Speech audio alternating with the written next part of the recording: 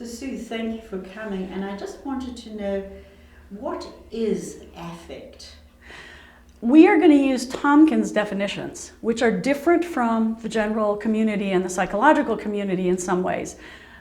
Tompkins has seen affects as specific biological programs, brain and body programs that are inborn, that fire for specific stimuli, and when they do, they have a very particular feeling, facial expression, body language, and they bring things to our attention and motivate us. They are the motivators.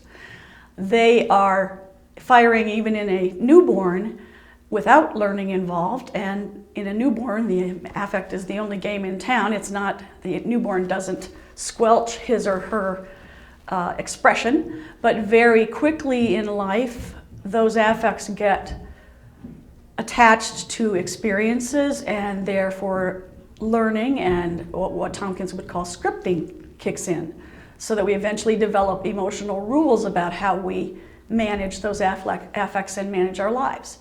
Because some of them, interest to excitement and enjoyment, joy, are pleasurable in different ways.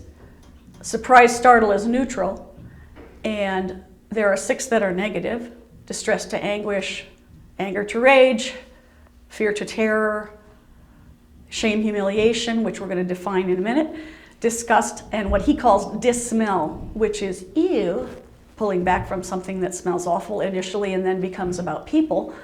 Those affects are very unpleasant in different ways, and we don't want those. So very quickly in life, we are responding spontaneously, for instance, a baby crying in distress when it's hungry, but very quickly they get sculpted into patterns. And baby figures out that the good parent who comes to feed them is good, and after a couple of months, the baby smiles before the parent actually feeds the baby, before the distress is relieved. So that's a script. That's an emotional rule by which we manage our affects. So if we look at the idea of us experiencing shame and humiliation, we generalize it in our community, and we find, how does shame and humiliation differ in the affect theory? I think in our community in general, and for lots of us, we've had shame experiences in our lives and they were very painful. That affect, like every other affect, as you go through life, it gets all kinds of stuff attached to it. And for many of us, shame, humiliation becomes about either rejection, exposure, failure, I'm wrong, embarrassment.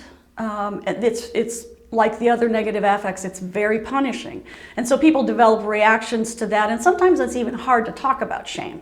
So we have to kind of help the people we're working with understand that when we talk about shame as an innate affect, we are talking about that biological process or program that everybody has that causes that when there is a partial reduction in our experience of interest, excitement, or enjoyment, joy, which are the 2 that feel good, partial reduction, somebody rains on my parade, or they don't resonate with my enthusiasm, or they don't, respond positively to whatever I'm offering, that partial reduction could produce a shame experience. And some shame experiences are even not interpersonal. They're just from failing to do something as a baby or as an adult.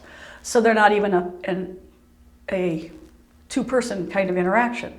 Those experiences then become shame for us, and we tend to manage it in some problematic ways.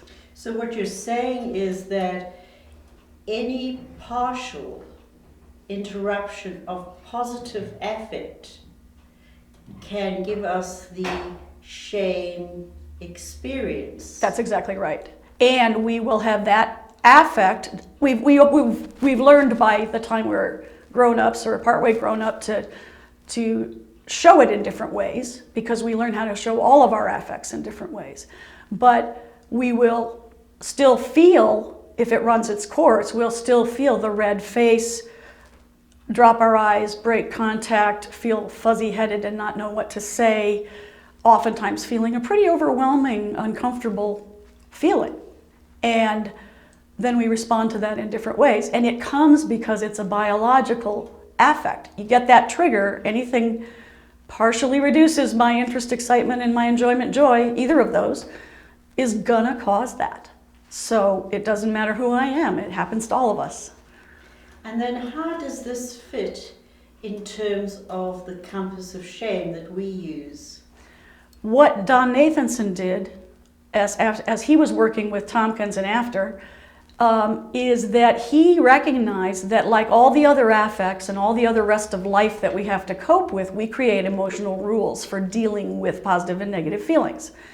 Well, shame, like all the other negative ones, doesn't feel good, and we tend not to want to do what is a really healthy response, because most of us, it's kind of hard to do that while we're growing up. So we tend to go to what we call the poles of the compass of shame. They are each a large library of scripts or possible rules, possible feelings and behaviors that we go to instead of sticking with the shame feeling. For instance, if we withdraw, we may just shut down, we may leave the room, we may leave the relationship, we may become a recluse. If we avoid, if we're in the avoidance pole, we do all those things, and when we withdraw, we feel the affect. If we avoid, we do all those things we do to try not to even feel it. We drink, we drug, we do workaholism, we lose ourselves in thrill-seeking, perhaps sexual behavior, perhaps achievement, all those kinds of things, some of which are very detrimental. If we attack ourselves, it can be anything from thinking, oh, you stupid whatever, to physically attacking ourselves, and some suicides. And if the other pole is attack other, we do some things that are pretty deadly in society. We put others down emotionally, or we hurt them physically, or sexually, or other ways, or commit other atrocities, even worse. So is it true, as I'm listening to you, when that shame kicks in, it's a subconscious reaction or an unconscious reaction to an affect? Yeah, and that you're right on. The affects and the scripts that we develop to manage our affects, unless we have studied them or done psychotherapy or worked in some other sort of introspective kind of way with support, we usually don't realize we go automatically to that way of responding.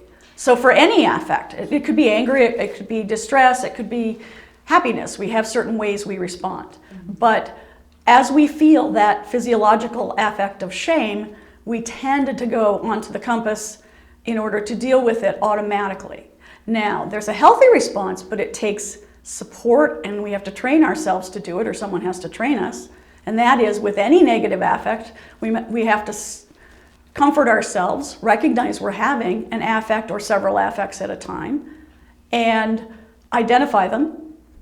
Think about what just happened. For instance, you can have shame even when you didn't do anything shameful. You didn't do anything wrong. Sometimes you'll have it when you did something wrong, and sometimes you'll have it when you did nothing. Someone's being hurtful to me, I might feel shame.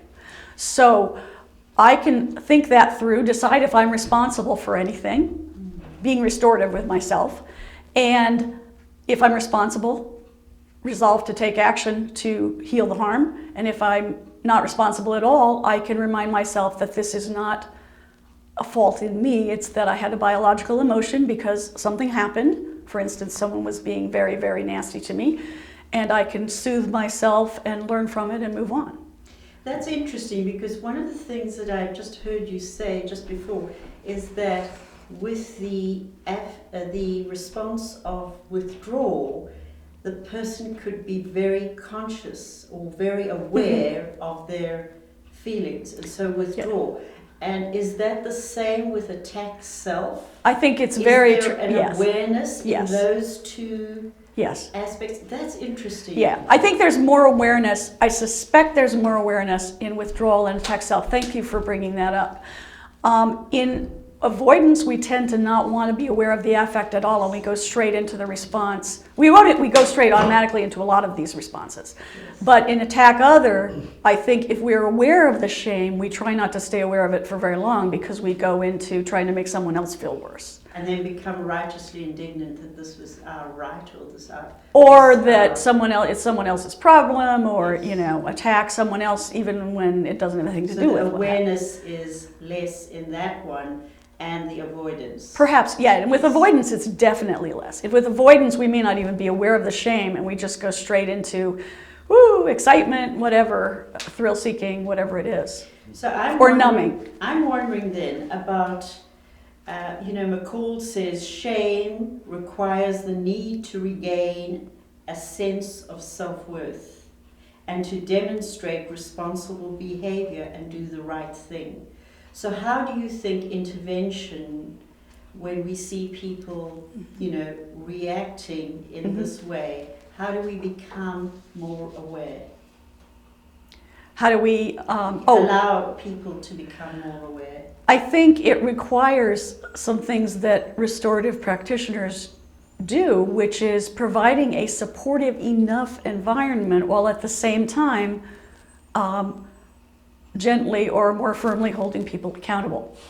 In order to listen to what shame tells us, we have to have a safe enough place where we know we're not going to be torn to shreds emotionally, and at the same time, perhaps even have somebody who gives us some support for our efforts to begin to analyze what happened and what we did. And remember, you can have shame when we didn't do anything wrong, but McCall's comment is really aimed at situations where we might have been, you know, hurting someone in some way. And in that case, we definitely need a supportive but structured environment to be able to confront that. And that part of the magic of the affects is that if we are sitting with other people who are affected by our choice or our behavior, then we can get the affects out on the table, and that's why restorative practices work. The affects get out on the table, everybody gets a chance to share, everybody gets a chance to have input, and we begin to empathize with what's going on with other people. And as we do that, one of the questions that we like to use, in fact, is who's been affected by this and how? It forces us to empathize. And if we can empathize, we then, as a group, can come together. Sometimes the rest of people affected will empathize with a person who might have offended, and the person who may have done something wrong begins to realize how they affect other people. And that's the magic of restorative practices, is that it allows us to do what those innate affects need us to do. I want to go on a little further and talk about, Tompkins said, because we're wired with those positive and negative affects, we want more positive affect, and when we're with other people, either in a relationship or in a group, we want to share and increase it. When we're having negative affect, we want to share and metabolize it or work through it and reduce it. And we need to be in situations to be healthy where there isn't too much affect inhibition. So anything that allows us to be safe enough not to inhibit affects, like not to have excessive shaming, for instance, or punishing punitiveness, will help us get those affects out on the table. And restorative practices is a part of that strategy.